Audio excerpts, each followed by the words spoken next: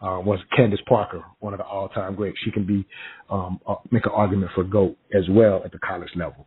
But with that said, the demographics is something that I think from a African-American standpoint that sometimes we misunderstand the realities of those demographics. So, yes, a superstar white player, again, there's been other white players that have been stars and all-timers and even Hall of Famers, but they haven't been this.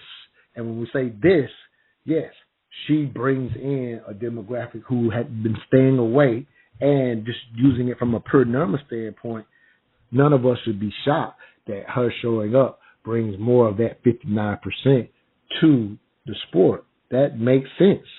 That absolutely makes sense. It makes so much sense that we can't, or I shouldn't say we can't, because Asia Wilson expressed her saying, hey, as black women, we can't be seen, or we're not going to be seen. I'm not agreeing with the fact that they're not seen.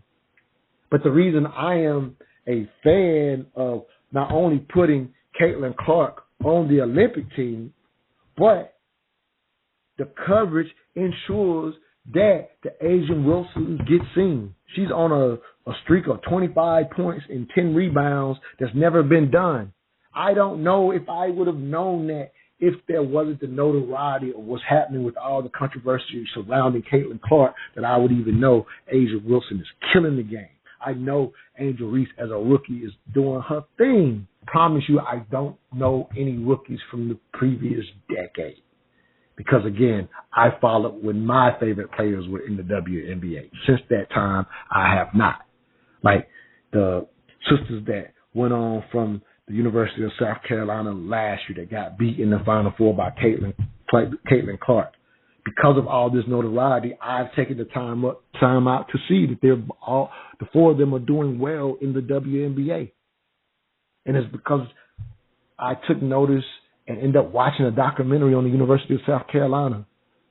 Dawn Staley has a storied career, Olympian, an amazing college player, I think two-time player of the year. So I remember Dawn Staley.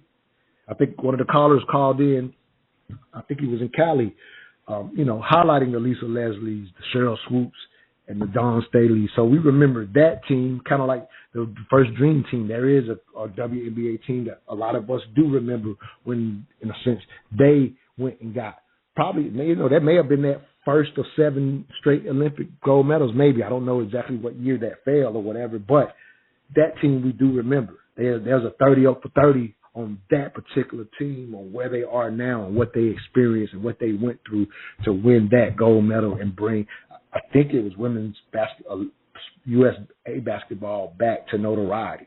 And to a degree, that team, the country did get behind and follow to an extent.